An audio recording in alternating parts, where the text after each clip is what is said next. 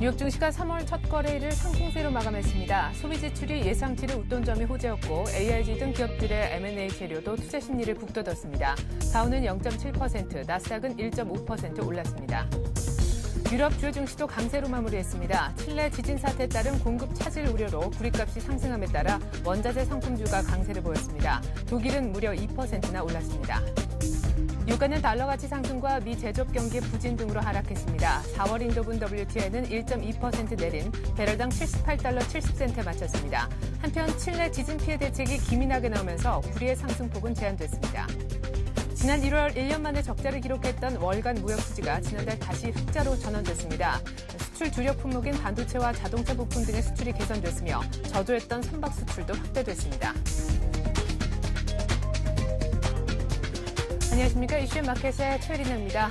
4분기 GDP가 소폭 반등한 데 힘입어서 강보합에 끝났던 뉴욕 증시가 주말에 또 올랐습니다. 다우는 0.7%, 나스닥이 무려 1.5% 오르면서 상대적으로 기술주가 강세를 보였는데요. M&A 재료도 있었고 소비 지표 또 제조업 관련 지표도 모두 호조세를 보여줬습니다. 지표의 분위기도 괜찮았다는 얘기인데 보다 자세한 글로벌 증시 전문가와 함께 알아보겠습니다. 리딩 투자증권에서 우성재 연구원 나오셨습니다. 안녕하세요. 네, 안녕하세요. 네, 마감 상황 전해주시죠.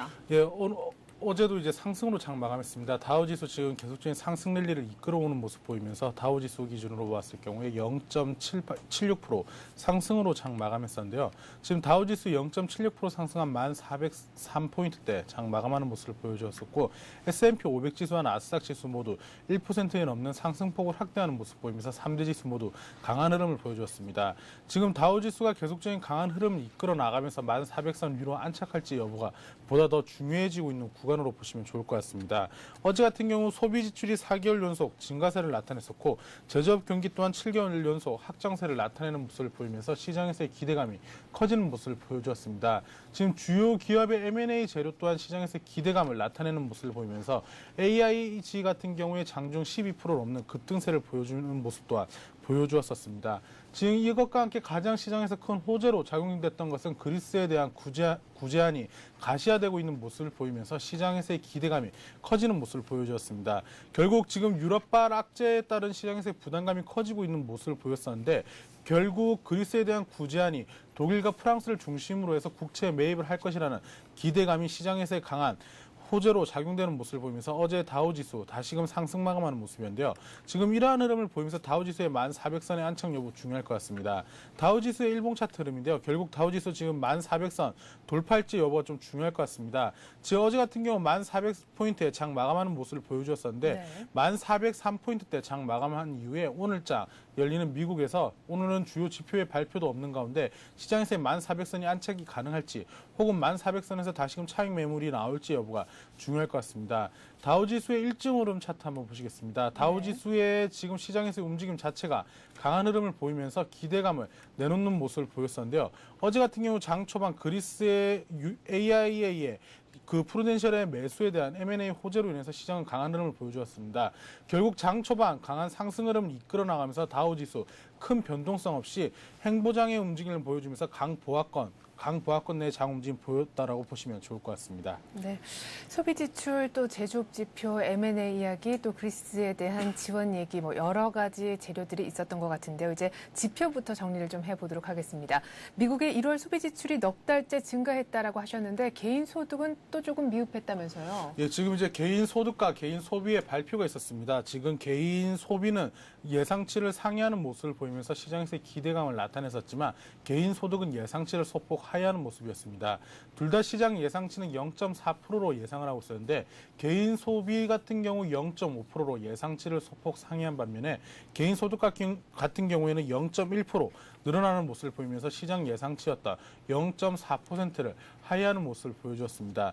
하지만 지금 개인 소득이 증가하는 모습을 소비가 증가하는 모습을 보이고 있고 개인 소득 또한 소폭이나마 늘어나는 모습을 보이면서 시장에서의 큰 악재가 되는 것보다는 호재로서 작용되는 모습을 보여주었습니다.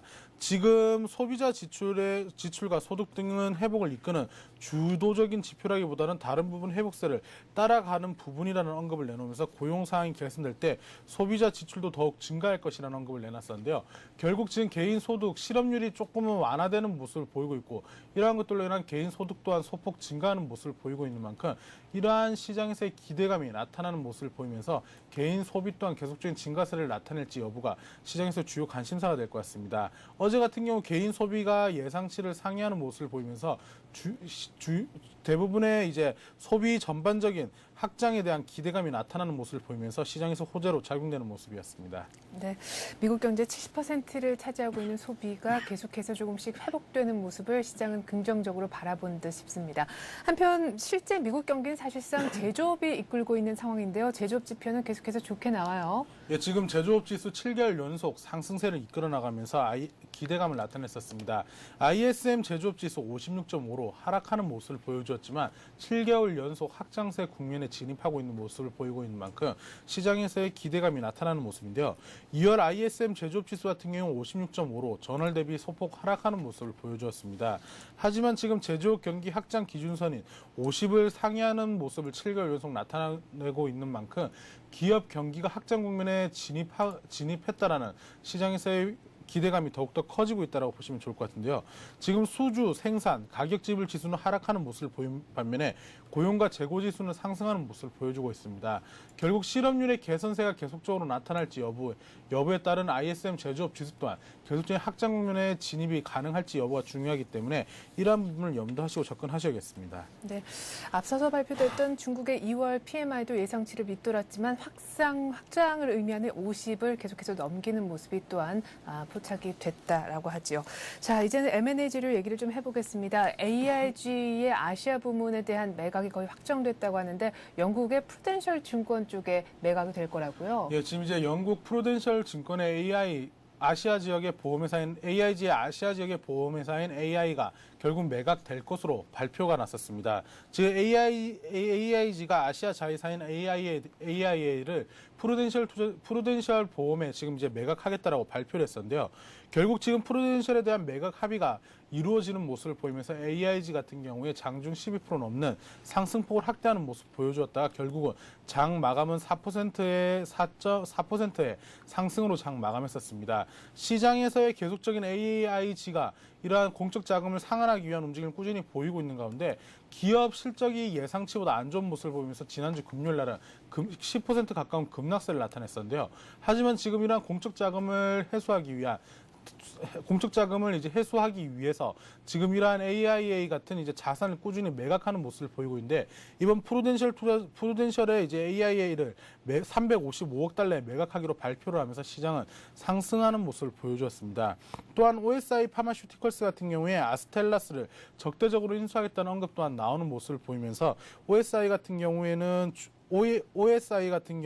이제 주가 50% 이상 급등하는 모습을 보여주었습니다. 지금 머크가 KGAA 밀리포를 인수한다는 언급 또한 나오면서 시장에서 M&A 호재 또한 시장에서의 기대감을 나타내는 모습 보이면서 상승 마감하는 모습 보여주었습니다. 네, OSI 파마소르쿨스 그리고 AIG 여러 가지 제약주 M&A까지 합세를 하면서 일단 시장 분위기가 참 좋았던 것 같습니다. 그리고 무엇보다 나스닥이 많이 올랐던 것은요, 샌디스크가 실적 전망을 상향 조정했다라는 것이 또한 호재였던 것 같네요. 자, 이제 조금 더 거시적인 얘기를 해보도록 할 텐데요. 워렌 버핏이 좀 미국 경제가 회복의 길로 들어서고 있다 이런 평가를 했다면서요? 예, 지금 이제 워렌 버핏의 이제 미국이 이제 회복 국면에 진입하고 있다라는 언급을 내놨었습니다. 주가가 그동안 계속적인 상승 추세를 이끌어 나가는 모습을 보였었는데 결국 이러한 흐름을 얼마나 더 이어져 나갈지 여부가 좀 중요할 것 같습니다. 지금 워렌 버핏의 언급으로 봤을 경우 주가가 그동안 상승했지만 아울러 채권 가격도 1년 전보다 조금은 매력적인 가격이 떨어졌다라는 언급을 내놨었는데요.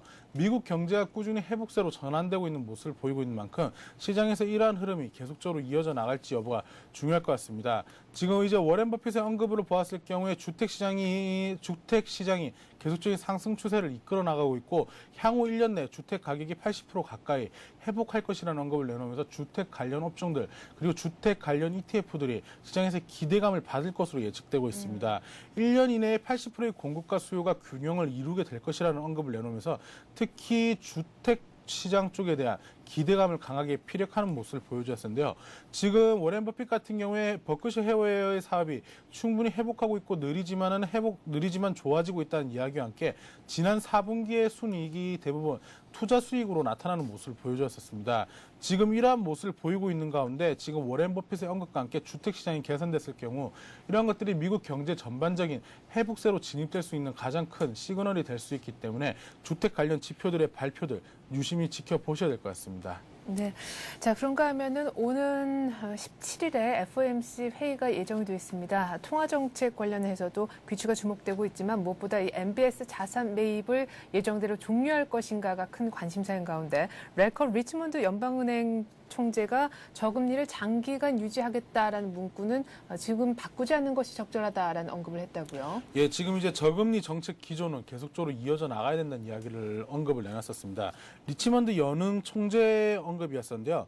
지금 시장에서 이러한 모습을 보이고 있는 가운데 경기 부양책의 제거 여부를 고려해야 될지 여부는 보다 더 신중해야 된다는 언급을 내놓으면서 시장이 아직까지 완전한 회복세로 전환되지 못했던 만큼 이러한 회복세를 이끌어 나가기 위한 저금리 기조는 계속적으로 이어져 나가야 된다는 언급을 내놨었습니다.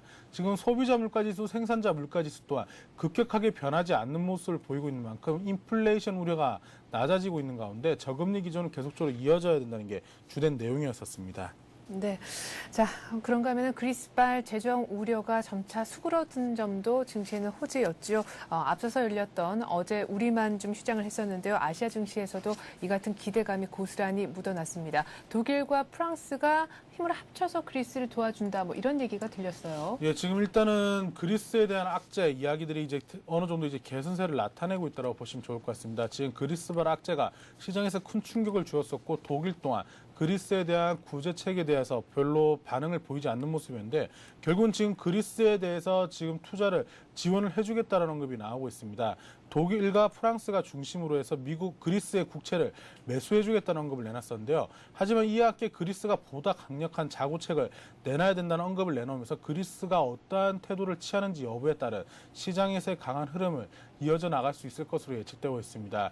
결국 지금 국채를 매입해주는 모습을 보일 것으로 예측되고 있는 가운데 동유럽 국가의 가장 큰 악재가 되고 있던 이러한 그리스에 대한 리스크가 줄어들었을 경우에 프랑스, 스페인과 같은 이런 나라들에 대한 우려감 또한 감소할 것으로 보이고 있는 만큼 이번 그리스가 어떠한 행동을 할지의 여부 그리고 이러한 것과 함께 프랑스와 독일을 중심으로 한 EU에서의 그리스에 대한 국채 매입에 얼마만큼을 지원해 줄지 여부가 좀 중요할 것 같습니다. 네, 뭐 여러 가지 사정으로 인해서 그리스가 10년물 국채 발행을 이번 주로 미뤘는데요. 이 국채 발행이 좀 순조롭게 되길 기대를 하겠고 또 이번 주 금요일 밤입니다. 그리스와 또 독일 총리가 만나서 여러 가지 또 구체적인 지원 방안에 대한 얘기를 할 텐데 어떤 좀 정확한 가이드라인이 나와주길 또 한번 기대를 해보죠. 자, 이런 분위기 때문인지 몰라도 유럽도 3월 첫 거래일을 강세로 마쳤더라고요. 예, 이제 유럽 증시도 이제 강한 흐름 보여주었습니다. 영국이 0.96%, 그리고 프랑스가 1.63%, 독일 또한 2.05% 상승하는 모습을 보이면서 3대 지수 모두 급등으로 장 마감하는 모습을 보여주었었는데요. 결국 지금 그리스에 대한 구체적인 이야기가 나오고 있는 만큼 시장에서 이러한 투자 심리가 급격하게 안정화되고 있는 모습을 보인 것으로 예측되고 있습니다. 또한 지금 칠레 지진 여파로 인해서 구레 가격이 11개월 내 최대 폭으로 상승하는 모습을 보여주면서 기초 소재주 그리고 원자재주들의 강세가 눈에 띄는 모습을 보여주었습니다. 지금 BHB, 빌리톤, 리오틴도 같은 경우도 각 3.24%, 3.11% 상승하는 모습을 보여주었었고 이러한 흐름을 보이면서 시장에서의 기대감이 더욱더 커지고 있는 모습입니다. 지금 결국 유럽 증시 시장에서의 그리스에 대한 구제안이 구체적으로 나오면서 이러한 악재가 해소될 것이란 기대감 그리고 이제 원자재 관련주들의 급등세가 지수의 상승을 견인했다고 보시면 좋을 것 같습니다. 네. 자, 한편 유가는 GDP 호조로 그 전일에 상승을 했었는데 상승분을 모두 토해내면서 다시금 배럴당 78달러대로 내려앉았습니다. 달러화가 강세를 보였다고요? 예, 이제 아무래도 유가의 움직임, 달러 강세 기조에 따른 움직임이 달라질 수밖에 없는 상황입니다. 유가 결국은 지금 80불 위로 안착하기보다는 75불과 80불의 박스권 움직임이 예측되고 있습니다. 지금 유가 같은 경우에 1.2% 하락한 78.70달러에 금값은 0.05% 하락한 온스당 1118.30달러에 장 마감하는 모습을 보여주었는데요. 지금 달러 상승으로 인한 달러 인덱스가 80.75까지 치솟는 모습을 보이면서 유가 또한 이러한 달러 강세 기조로 인한 하락세가 나타나는 모습을 보여주고 있습니다. 하지만 지금 유가 계속적인 하락세를 나타내기보다는 다우지수가 상승 추세를 이끌고 있고 달러는 강세 기조를 보이고 있는 만큼 시장에서 큰 급락은 없을 것 같습니다. 유가의 움직임, 달러 강세 기조에도 민감한 모습을 보이고 있지만 미 증시의 움직임 또한 민감한 반응을 보이고 있는 만큼 두 개가 같이 상승을 하고 있는 가운데 이러한 유가 또한 급등 혹은 급락세보다는 75불과 80불의 박스권 장세의 움직임 보여줄 것으로 예측되고 있습니다. 네. 자, 3월 첫 거래일을 뉴욕 증시 그리고 유럽 증시 모두 상승세로 마쳤고요. 2월 한 달간으로 봤을 때도 뉴욕 증시는 플러스 수익률을 기록을 했습니다. 이런 가운데 이제 뉴욕 증시 기업 실적은 거의 끝물이라고도 볼 수 있겠는데 이번 주에 또 경제 지표들이 많이 나오는 가운데 고용 지표에 관심이 쏠릴 것 같아요. 예, 아무래도 이제 이번 주 가장 중요한 것은 이제 고용 지표의 발표가 있습니다. 3월 5일 날 있는 실업률의 발표가 어떻게 나온지 여부에 따른 미국 지수 지표들 그리고 지수들의 이제 움직임 또한 달라질 수밖에 없을 것으로 예측되고 있는데요. 오늘 밤 열리는 미국 장에서는 특별한 지표의 발표는 없습니다. 하지만 지금 3월 3일부터 주요 지표의 발표가 있는데요. 수요일 날에는 ISM 제조업 지수의 발표 그리고 베이지북의 발표가 있습니다. 또한 이제 미국 노동청에서 발표하는 실업률을 앞서서 ADP 민간 고용 지표의 발표로 시장에서의 실업률에 대해서 개선세를 가늠할 수 있는데 이러한 부분이 수요일 날 가장 이번 주에 큰 변곡점이 될 확률이 높다라고 보시면 좋을 것 같습니다. 이와 함께 목요일 날 있는 신규 실업수당 청구 건수 그리고 생산성 공장 주문의 발표와 함께 금요일 날 발표가 있는 실업률에 다른 시장에서 움직임 큰 폭으로 달라질 수 있기 때문에 이러한 부분 염두하시고 이번 주 접근하셔야 될 것 같습니다. 네, 앞서서 워런 버핏이 미국의 주택시장 1년 내 수급이 한 80% 정도 잘 맞춰지면서 회복이 될 거다 얘기를 했는데요. 1월 기존 주택 매매 그리고 신규 주택 매매 모두 안 좋은 가운데 잠정 주택 매매 결과는 또 어떨지 이 부분도 관심 있게 지켜보셔야 될 것 같습니다. 이렇게 해서 오늘 글로벌 증시는 리딩 투자증권 우성재 연구원과 함께 자세히 알아봤습니다. 고맙습니다. 네, 고맙습니다.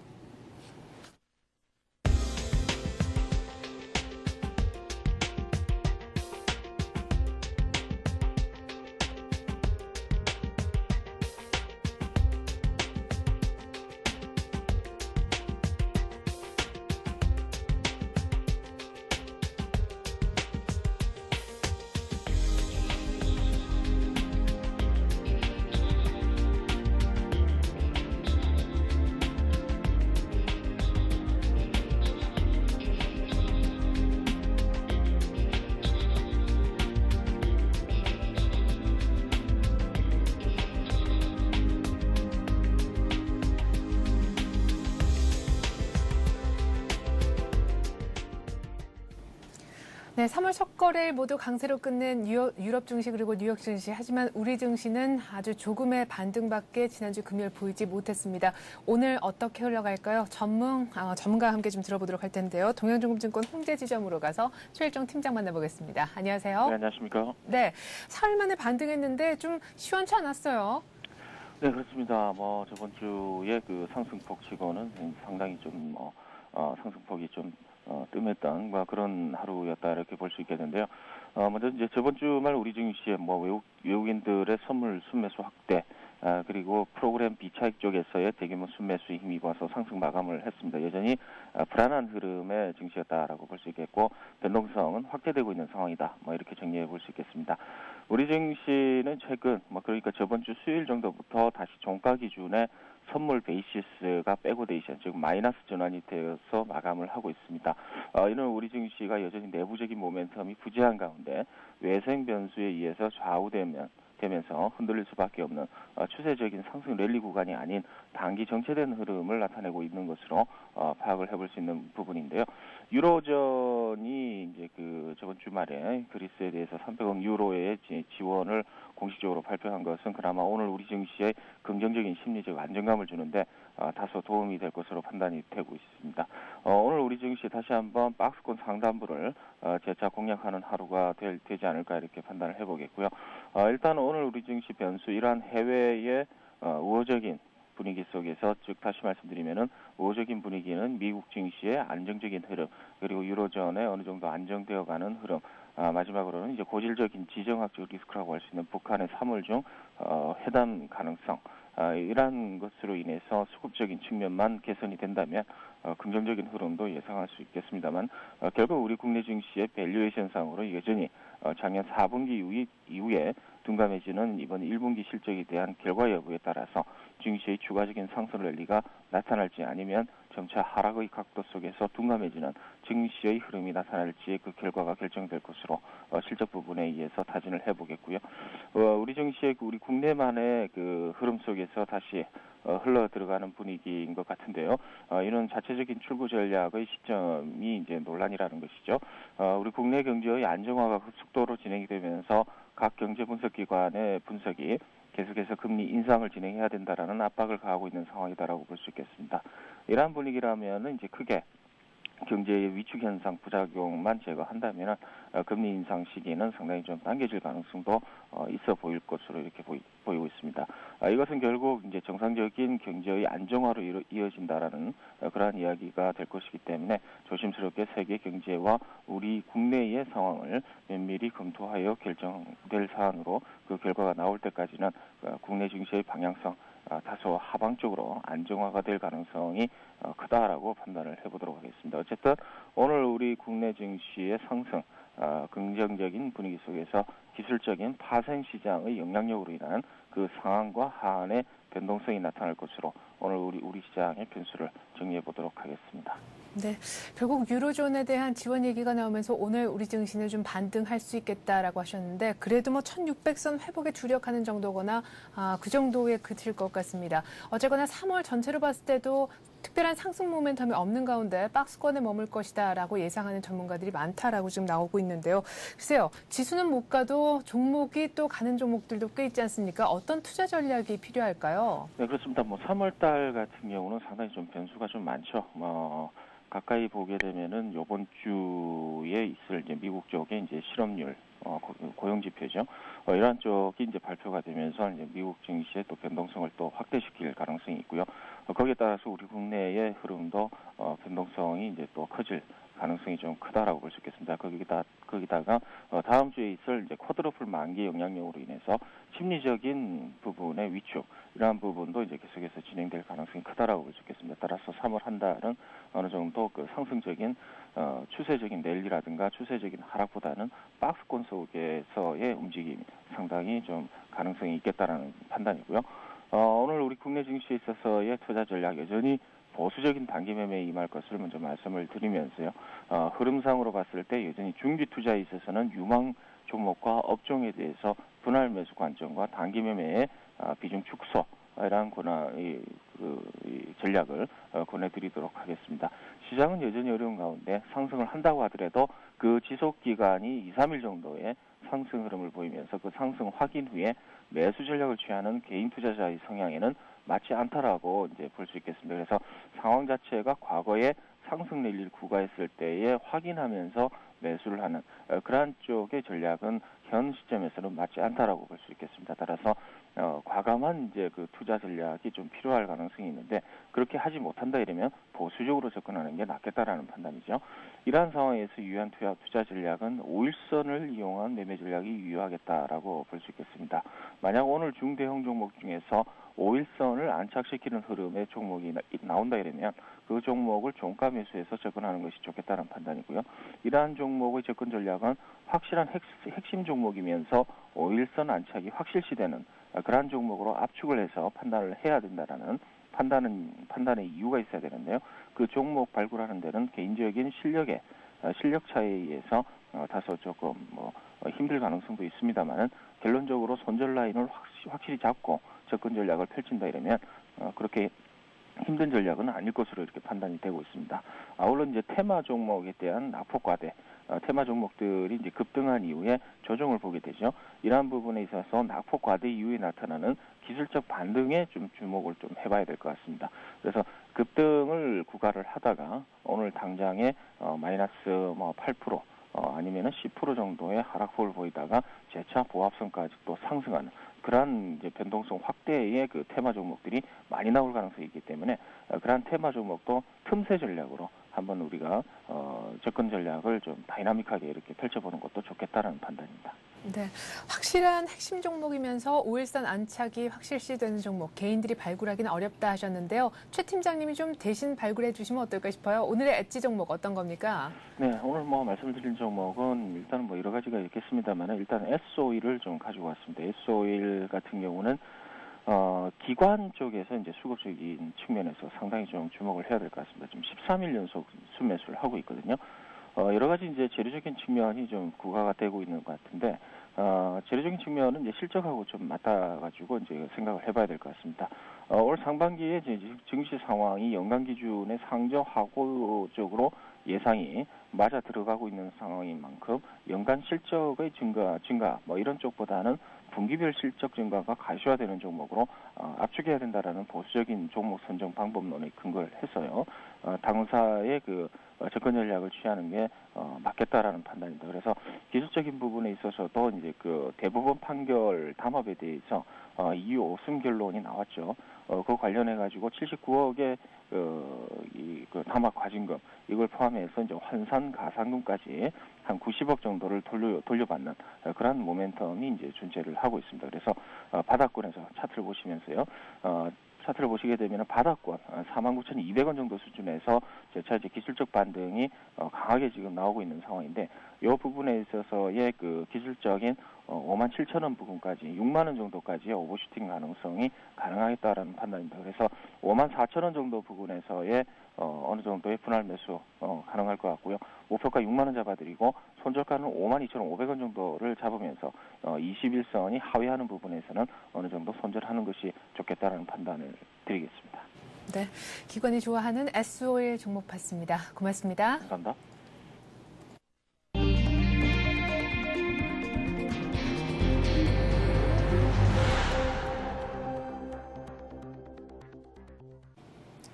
부동산 경기에 냉기류가 흐르면서 부동산 프로젝트 파이낸싱 대출 연체율이 다시 상승세를 띠고 있습니다. 이에 따라 저축은행을 비롯한 금융회사들의 프로젝트 파이낸싱 대출 건전성 관리 감독에 비상이 걸렸습니다. 최근 들어 스마트폰 사용이 늘면서 인맥 관리 사이트인 소셜 네트워크 서비스 시장도 급성장세를 보이고 있습니다. 특히 미국에선 평균 이용 시간만 따져봤을 때 페이스북이 구글을 3배가량 앞서고 있습니다. 지난 주말 칠레 중부 지역을 강타한 규모 8.8의 강진으로 사망자가 700명을 넘어섰습니다. 100여 차례 여진까지 발생한 상황인데요. 세계 최대 구리 수출국인 칠레에 덮친 재앙이 공급 부족 사태를 일으킬 수 있다는 예상에 국제 구리 가격도 들썩였습니다. 올 한 해 중국의 재반분의 정책 방향을 결정하는 중국 최대 정치 행사죠. 양회가 내일부터 개막됩니다. 특히 5일에 열릴 전인대에선 출구 전략 방법과 시기에 대한 논의가 집중 이루어지고 커다란 줄기가 잡힐 것으로 예상되고 있습니다. 지난 1월 1년 만에 적자를 기록했던 월간 무역 수지가 지난달 다시 흑자로 전환됐습니다. 수출 주력 품목인 반도체와 자동차 부품 등의 수출이 눈에 띄게 개선됐고요. 저조했었던 선박 수출도 확대됐습니다. 오늘 이 같은 내용 바탕으로 해서 뉴스 따라잡기 시간은 서울경제신문 이상훈 기자와 함께하겠습니다. 안녕하세요. 안녕하십니까. 네, 부동산 경기 침체 때문에 프로젝트 파이낸싱 대출 연체율이 다시 상승세로 돌아섰다고요? 네, 그렇습니다. 이 부동산 시장의 냉기류가 계속적으로 흐르고 있습니다.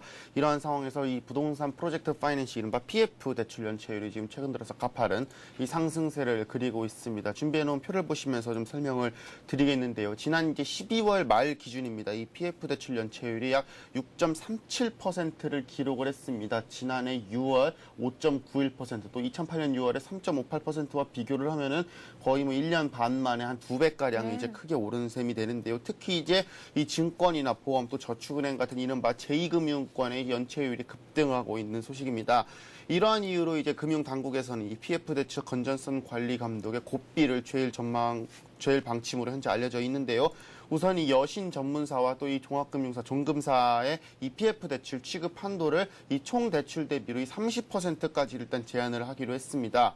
여기에 또 이 저축은행이 무분별하게 이 PF 대출을 늘리는 것을 막기 위해서 현재 이제 행정지도로만 돼 있는 이 30%룰을 이 감독 규정에 직접적으로 이제 반영을 하기로 했다라는 소식입니다. 여기에 또 이제 신규 해외 진출 PF를 원천적으로 금지하겠다, 이러한 소식도 현재 지금 들려와 있습니다. 네, 금융당국으로서는 부동산 쪽에 있는 부실이 금융기관 전체 부실로 확대되는 것을 사전에 막고자 하는 의지가 있겠다라는 생각이 드는데 특히나 이제 저축은행이라든가 여신 전문 회사에 대한 감독을 더 강화할 거라죠. 네, 그렇습니다. 우선 이 금융당국이 이렇게 비은행권의 이제 프로젝트 이 파이낸싱에 대한 규제 강화에 나선 것은 이유는 아주 간단합니다. 이제 PF 부실이 위험 수위를 조만간 넘을 것이다. 이러한 우려가 점점 커지고 있기 때문입니다.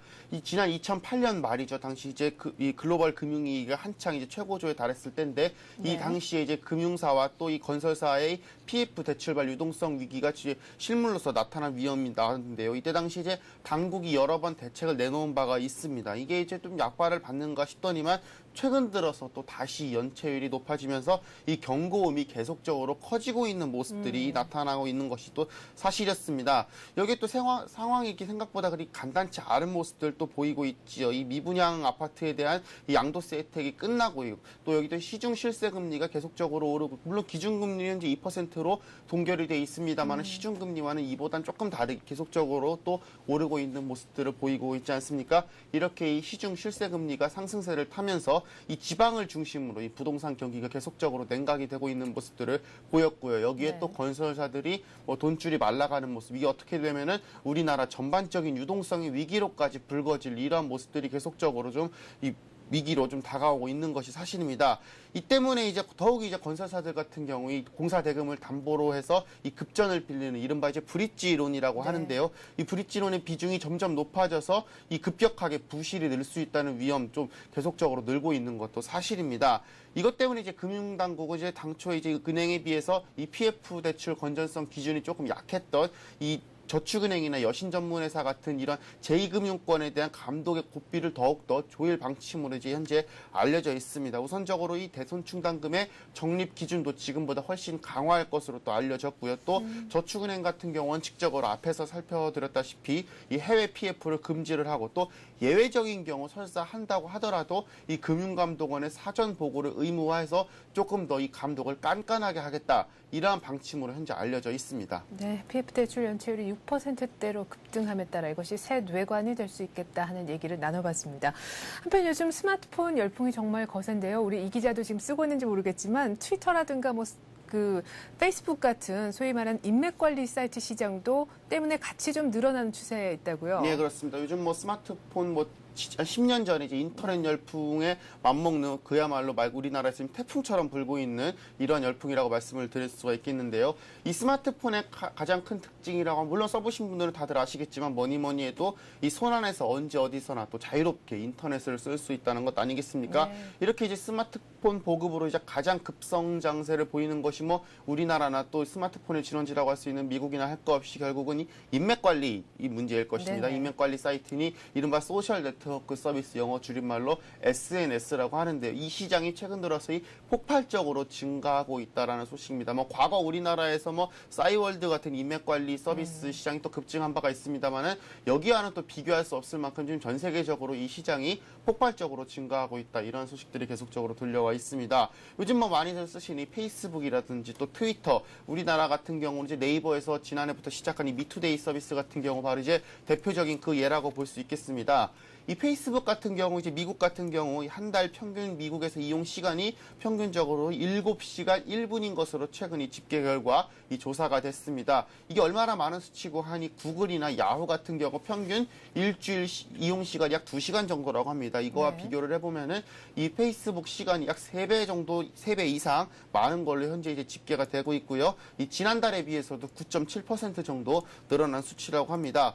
여기에 또 마이클로 블로그라고 최근 이제 일컬고 있는 트위터라고 하죠. 우리나라에서도 최근 들어서 이 폭발적인 인기를 끌고 있는 서비스인데요. 이 트위터 같은 경우 최근 들어서 이 하루에 등록되는 글의 개수만 해도 이달 들어서 5천만 건에 달한다고 합니다. 이게 이제 2008년 말 기준으로 한 달에 하루에 약 30만 건 정도가 등록이 됐다고 합니다. 여기에 이 지난해 말에는 2,500만 건으로 폭발적으로 증가를 했는데 이게 불과 한 달 사이에 또 2배가 늘어서 5천만 건이 됐다고 하니까 과연 이 트위터의 세계적인 인기가 어느 정도인지를 저희가 한번 실감을 해볼 수 있을 것입니다.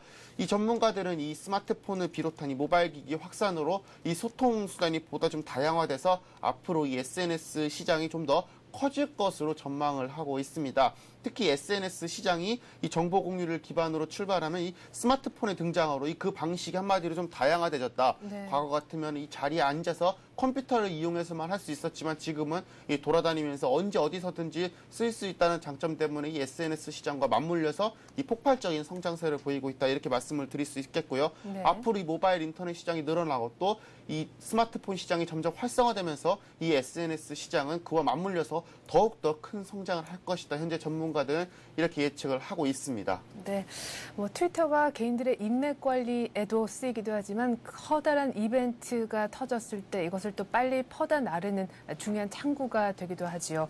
지난달 IT에서 7.0 규모의 지진이 있었는데요. 주말에 더 안타까운 소식이 바로 칠레에서 발생을 했습니다. 더 강한 규모의 지진이었죠. 8.8의 강도를 가진 그야말로 충격적인 지진 사태가 있었는데 사망자가 현재 720명 정도까지 집계가 되고 있는 상황입니다. 자세한 소식 좀 전해주시죠. 네, 그렇습니다.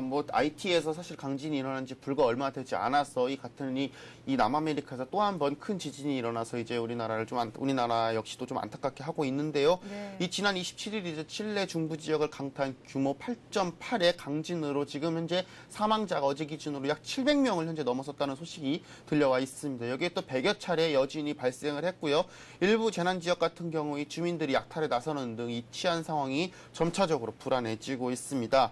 이 칠레 정부는 현재 지금 재난 지역에 야간 통행 금지령을 내리고 있고요. 또 군 병력을 약 10,000명 정도 파견하는 등 신속적인 대응에 나서고 있지만 좀 상황이 여의치 않은 것 같습니다. 네. 이 문제는 이제 칠레 정부 같은 경우 피해 상황이 아직 정확히 집계되지 않아서 사상자 수가 앞으로 얼마나 더 크게 늘어날지 현재 좀 짐작을 할 수 없다는 부분이 바로 이제 가장 큰 문제라고 볼 수 있겠습니다. 현재 이제 칠레 바칠레트 대통령은 이번 지진으로 이제 피해를 입은 사람이 이 칠레 전체 인구의 약 8분의 1에 해당하는 약 200만 명에 달한다고 현재 지금 공식적으로 밝힌 바가 있습니다. 여기에 또 현지 언론들은 지금 사망자 수가 1,500명 선에 달할 것으로 현재 지금 예상을 내놓고 있지요. 이 칠레 전체를 보면 이제 이번 강진으로 이제 수십만 명의 이재민이 발생을 했고 또 주요 간선도로와 교량 등이 사회 인프라가 거의 다 파괴가 된 이러한 상황입니다. 여기에 또 이제 세계 1위 구리 생산국이자 또 라틴 아메리카 이 부국이라고 할 수 있는 칠레가 어떻게 보면 이 국내 총생산의 15%에 달하는 경제적 피해를 입었다는 분석도 나오고 있습니다. 이 우리나라와 사실 칠레와의 관계도 굉장히 돈독하지 않습니까? 우리나라 같은 경우 이 자유무역협정 FTA를 네. 전 세계에서 가장 먼저 체결한 나라가 바로 칠레이고 그만큼 또 우리나라와 이 무역에 있어서의 가까움 정도도 굉장히 크다고 볼 수 있겠는데 이렇게 칠레에 큰 강진이 불어오면서 이제 우리나라 이 전체적인 이 경제에 미치는 영향도 결코 작지는 않다. 이렇게 말씀을 드릴 수 있겠습니다. 네, IT보다 큰 강진이 발생했는데요. 그래도 칠레에서 지금 빠르게 복구 작업이 이루어지고 있는 점은 좀 다행스럽다라는 생각이 드는군요.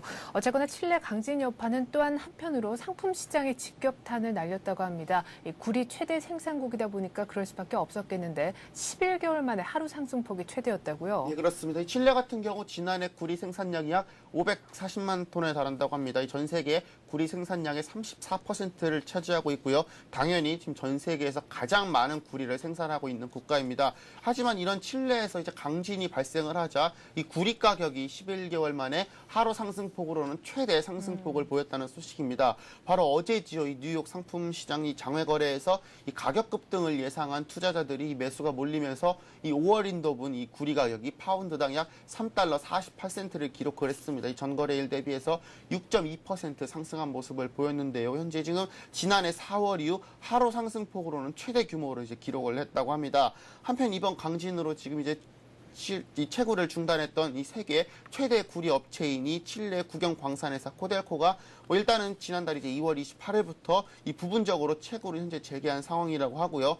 또 다른 이제 구리 광산 업체인 앵글로 아메리칸 같은 경우도 이 조만간 이 채굴 작업에 다시금 나설 예정이라고 합니다. 하지만 현재 지금 칠레 상황이 계속적으로 좋지 않은 상황 아니겠습니까? 네. 전력 공급도 계속적으로 불충분한 상황이고요. 또 도로라든지 항만 같은 경우도 현재 지금 완전히 복구되지 않아서 한동안 지금 이 구리 생산은 좀 차질이 불가피할 것으로 예상이 되고 있습니다. 아마도 이제 전문가들은 이번 칠레 강진으로 전 세계 구리 생산이 약 5% 정도가 줄어들 것으로 예상이 되고 있는데요. 이 부분 역시 이제 우리 경제에 미치는 영향 앞으로 좀 예의주시해야 될 것 같습니다. 네. 자, 칠레도 칠레지만 이번 주에 당장 우리 주식하시는 많은 투자자분들은 중국에 대한 관심을 좀 늦추지 않아야 될 것 같습니다. 당장 내일 그리고 이번 주 금요일 3일과 5일에 양회가 시작이 되는데 말이죠. 그중에 하나인 전국인민대표회의 전인대에서 중국의 출구 전략 문제 또 위완화 절상 문제가 다뤄질 예정이잖아요. 네, 그렇습니다. 중국에서 이번 주 양회가 열립니다. 우리로 치면 이 정기국회에 해당하는 중국 최대의 이 정치 행사라고 볼 수 있겠는데요. 전국인민대표대회, 이른바 전인대라고 하죠. 여기에 또 전국인민정치협상회의가 바로 3일부터 개막이 됩니다. 특히 이제 5일부터 시작하는 이 제11기 전인대 제3차 전체회의에서 이 세계 경제 초미 관심사인 이 과열 양상을 보이고 있는 중국 경제 출구 전략 방향과 또 방법과 시기에 대한 논의가 현재 집중적으로 이루어질 예정이라서 이 전 세계 이 경제 전문가들의 이제 큰 관심을 몰고 있습니다. 이 전문가들 같은 경우 이번 양회에 대해서 무엇보다도 이 민생 문제에 좀 초점이 맞춰지지 않겠냐 현재 이렇게 분석을 하고 있는데요. 이렇게 될 경우 좀 당분간 수출보다는 아무래도 좀 내수 쪽에 포커스를 맞출 수밖에 없을 테고요. 이렇게 될 경우 좀 위안화 절상 여지가 어느 정도는 있지 않겠냐. 이렇게까지도 현재 지금 해석을 하고 있는 상황입니다. 여기에 또 이제 중국 같은 경우 이 최근에 과열권에 있는 경기를 좀 안정시키되 하지만 또 성장 동력을 유지시켜야 되는 또 입장도 갖고 있기 때문에 인플레이션 부담의 가중에 따라서 좀 더 금리 정책을 하는 바 탄력적으로 좀 유지할 필요가 크다는 분석도 계속적으로 나오고 있습니다. 이 때문에 좀 이번 양회에서는 이 출구 전략에 대해서 윤곽은 어느 정도 드러냈지만 하지만 이 시기나 규모 같은 이 구체적인 전략대에 대해서는 좀 실천 방안을 구체적으로 내놓기는 좀 어렵지 않겠냐 현재로서는 이러한 분석들이 좀 나오고 있습니다. 이 특히 이제 수출 중심에서 좀 내수 중심으로 가기 위해서 이 수출 주도형 이 경기 시절 때 좀 과다하게 투자된 이 철강이라든지 또 방직 등 이 조선 같은 이러한 주요 산업들의 이 경쟁력 강화를 위한 좀 어느 정도 구조 조정을 또 단행해야 되는 문제가 현재 지금 안고 있습니다. 또 산업 구조 조정과 또 민간 이 구조 이 소비를 촉진을 위한 좀 복지 등 이 제반이 인프라 마련 등이 바로 이번 양회에서 좀 주요적으로 논의될 안건이다. 이렇게 현재 좀 볼 수 있겠습니다. 네. 자, 그리고 1년 만에 적자를 기록했던 월간 무역 수지가 말이죠. 한 달 만에 흑자 전환됐다고 합니다. 그 이유가 뭔지 간단하게 좀 소개를 부탁드릴게요. 예, 그렇습니다. 이 월간 무역 수지가 지금 적자를 기록한 지 한 달 만에 이제 흑자로 돌아섰습니다. 이 수출 같은 경우 지난달 대비해서 31% 증가를 했고요. 수입은 36%를 증가를 해서 이 지난 2월 무역 수지 같은 경우는 23억 3천만 달러 흑자를 기록했습니다. 역시 뭐 수출입이 꾸준히 증가하는 가운데 이제 한파가 한풀 꺾였지 않습니까? 네. 그러다 보니까 이제 난방 수요가 이제 급격하게 줄어들고 여기에 따라서 좀 원유 수입이 감소를 한 게 아무래도 이제 가장 큰 요인으로 이제 지적을 해볼 수 있겠습니다. 여기에 또 이제 수출 효자 상품이니 반도체나 또 자동차 부품 같은 경우 이제 수출이 크게 늘어나면서 이 우리나라 무역 수지 흑자에도 크게 일조를 했다. 현재 이렇게 분석을 해볼 수 있겠습니다. 네. 설린드 신문 이상훈 기자와 함께했습니다. 이 기자 수고 많았습니다. 고맙습니다.